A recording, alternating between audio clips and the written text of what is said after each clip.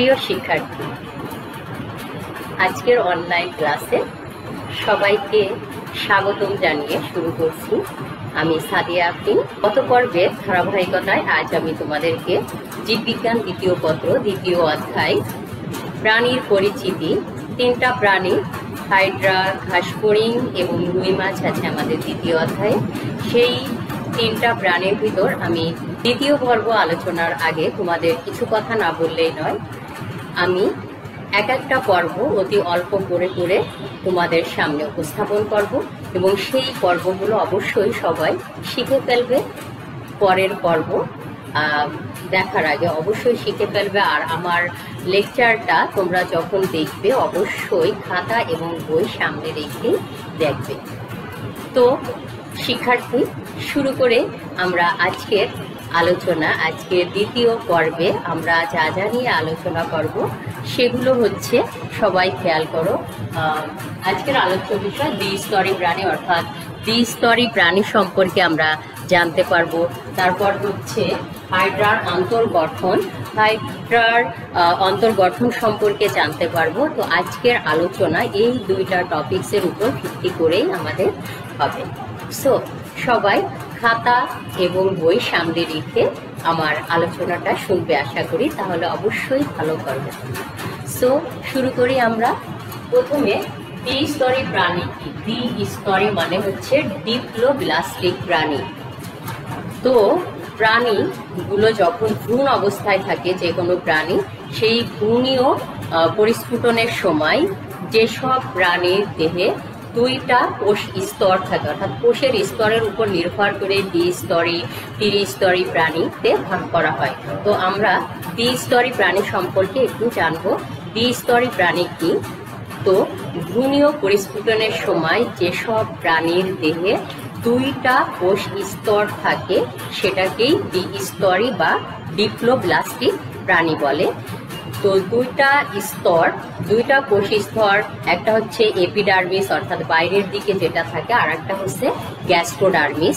এবং দ্বিস্তরী প্রাণীদের দুইটা কোষ স্তরের মাঝখানে একটা অকোষীয় স্তর থাকে যেটাকে বলা হয় মেসোগ্লিয়া। মেসোগ্লিয়া সম্পর্কে আমি একটু পরেই আলোচনা করব। প্রথমে আমরা দ্বিস্তরী প্রাণী কি সেটা জানলাম, অর্থাৎ ভ্রূণীয় পরিস্ফুটনের সময় যেসব প্রাণীর দেহে দুইটা কোষ স্তর থাকে। আমি আবারও বলছি, ভ্রূণীয় পরিস্ফুটনের সময় যেসব প্রাণীর দেহে দুইটা কোষ স্তর থাকে তাকেই বলা হয় হচ্ছে দ্বিস্তরী প্রাণী। যেমন হাইড্রা। আমাদের আজকের আলোচনায় দ্বিস্তরী প্রাণী হাইড্রা নিয়ে। তো দ্বিস্তরী প্রাণী কি আমরা জানলাম। এবার আমরা আসবো হচ্ছে দ্বিস্তরী প্রাণী, যেমন হচ্ছে হাইড্রা। এই হাইড্রার অন্তর্গঠনগত যে গঠন আছে, অর্থাৎ ভেতরের কিরকম স্ট্রাকচার নিয়ে হাইড্রা গঠিত, সেটা নিয়ে আমরা আজকে আলোচনা করব। তো হাইড্রার অন্তর্গঠনকে দুটি অংশে ভাগ করা যায়। একটা হচ্ছে দেহ প্রাচীরের কোষসমূহ, অন্যটি হচ্ছে সিলেন্ট্রন বা হচ্ছে সিলেন্ট্রন। সবাই খেয়াল করো, হাইড্রাকে যদি লম্বচ্ছেদ করা যায়, প্রথম পর্বে আমরা ফুল একটা হাইড্রার মাউন্ট দেখাইছিলাম, অর্থাৎ হাইড্রার ফ্রেগার দেখিয়েছিলাম। আজকে আমরা হাইড্রার লম্বচ্ছেদ দেখাচ্ছি। হাইড্রার লম্বচ্ছেদে হাইড্রাকে এভাবে যদি লম্বচ্ছেদ করি তাহলে দেখা যাবে যে হাইড্রার দুইটা অংশ নিয়ে গঠিত অন্তর্গঠন। একটা হচ্ছে এই যে দেহ প্রাচীরের কোষ, এই যে এইগুলো হচ্ছে দেহ প্রাচীরের কোষ। এই যে ফাঁকা যে জায়গা দেখছো, সেই ফাঁকা জায়গাটা হচ্ছে সিলেন্ট্রন। অর্থাৎ হাইড্রার অন্তর্গঠনকে দুইটা অংশে ভাগ করা যায়। একটা হচ্ছে দেহ প্রাচীরের কোষ, অন্যটি হচ্ছে কি সিলেন্ট্রন। তো প্রথমে আসা যাক যে দেহ প্রাচীরের কোষ। দেহ প্রাচীরের কোষকে আবার দুইটা অংশে ভাগ করা যায়। একটা হচ্ছে এপিডার্মিস, অর্থাৎ বাইরের দিকে যে কোষগুলো আছে সেটাকে বলা হচ্ছে কি এপিডার্মিস, আর অন্যটা হচ্ছে কি গ্যাস্ট্রোডার্মিস। অর্থাৎ হাইড্রার দেহের যে কোষ সেটাকে দুইটি অংশ ভাগ করা হচ্ছে। একটা হচ্ছে এপিডার্মিস অর্থাৎ বাইরের কোষ, আর একটা হচ্ছে গ্যাস্ট্রোডার্মিস বা ভেতরের স্তরের কোষ। এপিডার্মিস সমূহকে আবার 7টি কোষ নিয়ে গঠিত। এপিডার্মিসের কোষসমূহ অর্থাৎ দেহ, ত্বক, অর্থাৎ দেহের ত্বক সৃষ্টিকারী কোষসমূহ অর্থাৎ এপিডার্মিস বা বাইরের ত্বক সৃষ্টিকারী কোষসমূহ আবার 7টি কোষ নিয়ে গঠিত। সেগুলো হচ্ছে পেশী আবরণী কোষ, ইন্টারস্টিশিয়াল কোষ, সংবেদী কোষ, স্নায়ু কোষ, গ্রন্থি কোষ, জনন কোষ এবং নিডোসাইট। অর্থাৎ এপিডার্মিস 7 ধরনের কোষ নিয়ে গঠিত। নামগুলো আমরা অবশ্যই শিখে ফেলবো, তোমাদের বইয়ে সুন্দর করে দেওয়া আছে আর আমিও লিখে দিয়েছি। নেক্সট হচ্ছে কি গ্যাস্ট্রোডার্মিস। গ্যাস্ট্রোডার্মিস অর্থাৎ অন্তঃত্বকেও 5 ধরনের কোষ রয়েছে। আমরা মুখস্থ করার জন্য একটা টেকনিক ইউজ করতে পারি।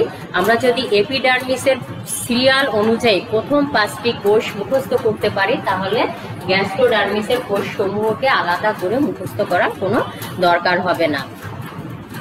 আর এই কোষেলটা দেহপ্রাচীর হাইড্রার অন্তর্গঠনের গত যে গঠন অর্থাৎ অন্তর্গঠন নিয়ে যদি কোনো কোশ্চেন আসে, তাহলে আমরা কোষসমূহর অল্প অল্প করে বর্ণনা দিব এবং তার কাজ সাথে সাথে উল্লেখ করব।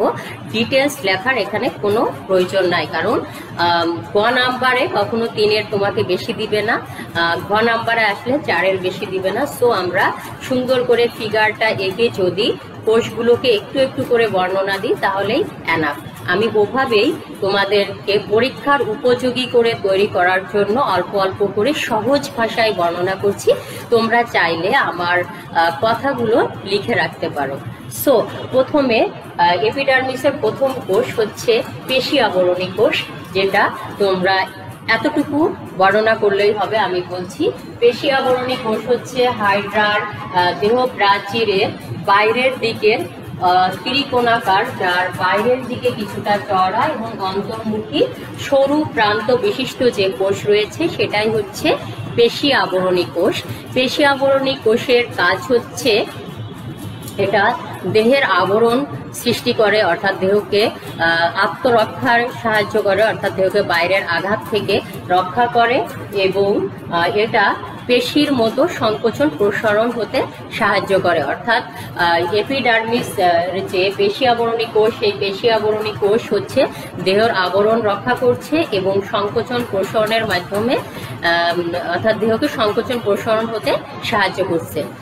সো পেশী আবরণী কোষের বর্ণনা আমরা দিব যে এটি দেখতে কিছুটা ত্রিকোণাকার, বাইরের দিকে চওড়া এবং ভেতরের দিকে সরু প্রান্ত বিশিষ্ট। এই কোষগুলোতে সুস্পষ্ট নিউক্লিয়াস এবং কোষ গহ্বর থাকবে।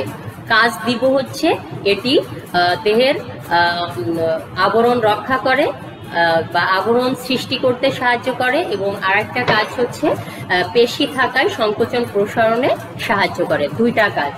নেক্সট আসো হচ্ছে ইন্টারস্টিশিয়াল কোষ। সবাই একটু খেয়াল করো, পেশী আবরণী কোষের ফাঁকে ফাঁকে গোল বা ডিম্বাকার যে কোষ রয়েছে, এখানে দেখো এগুলো পেশী আবরণী কোষ, এটা ইন্টারস্টিশিয়াল কোষ, এটাও ইন্টারস্টিশিয়াল কোষ। অর্থাৎ পেশী আবরণী কোষগুলোর ফাঁকে ফাঁকে যে গোল কোষ রয়েছে সেটাই হচ্ছে ইন্টারস্টিশিয়াল কোষ।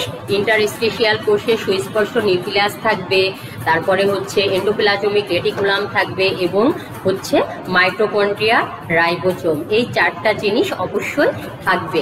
আর ইন্টারস্টিশিয়াল কোষের খুব গুরুত্বপূর্ণ কাজ রয়েছে, সে প্রয়োজনে যে কোনো কোষে রূপান্তরিত হতে পারে এবং পুনরুৎপত্তি এবং হচ্ছে মুকুল সৃষ্টিতে সে সবচেয়ে বেশি বড় অবদান রাখে। সো ইন্টারস্টিশিয়াল কোষের বর্ণনা আমরা দিব যে 2টি পেশী আবরণী কোষের ফাঁকে গোল বা ডিম্বাকার যে কোষগুলো রয়েছে সেটাই ইন্টারস্টিশিয়াল কোষ এবং ইন্টারস্টিশিয়াল কোষে নিউক্লিয়াস, রাইবোজোম, এন্ডোপ্লাজমিক রেটিকুলাম এবং মাইটোকন্ড্রিয়া উপস্থিত রয়েছে।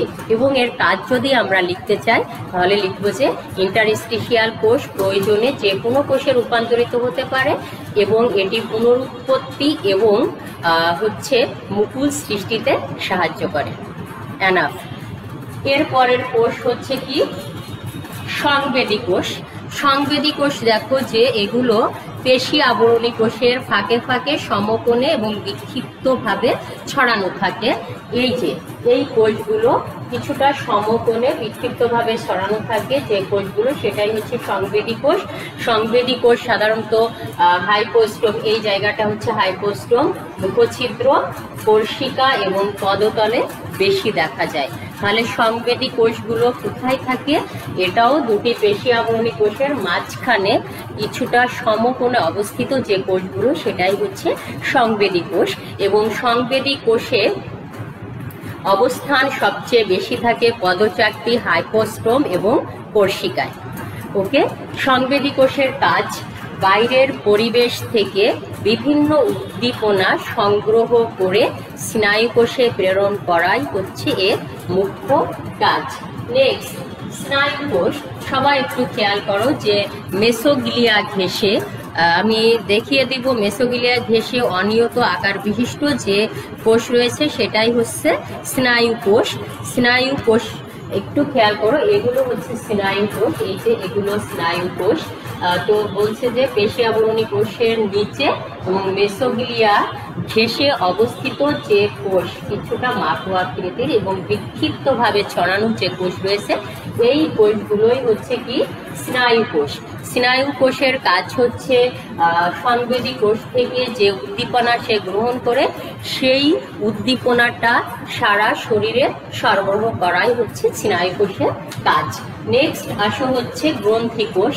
গ্রন্থি কোষগুলো হচ্ছে সাধারণত বিভিন্ন আঠালো রস ক্ষরণ করে এবং এটা সবচেয়ে বেশি থাকে পদচাকতি এবং মুখছিদ্রে। যে গ্রন্থি কোষগুলোর অবস্থান সবচেয়ে বেশি সেটা হচ্ছে মুখছিদ্র এবং হচ্ছে পাদচাকতি।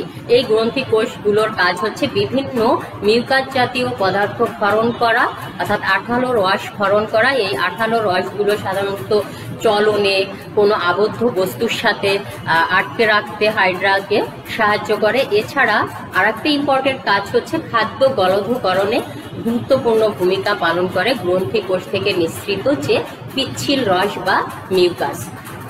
সো এর পরের কোশ্চেন হচ্ছে জনন কোষ।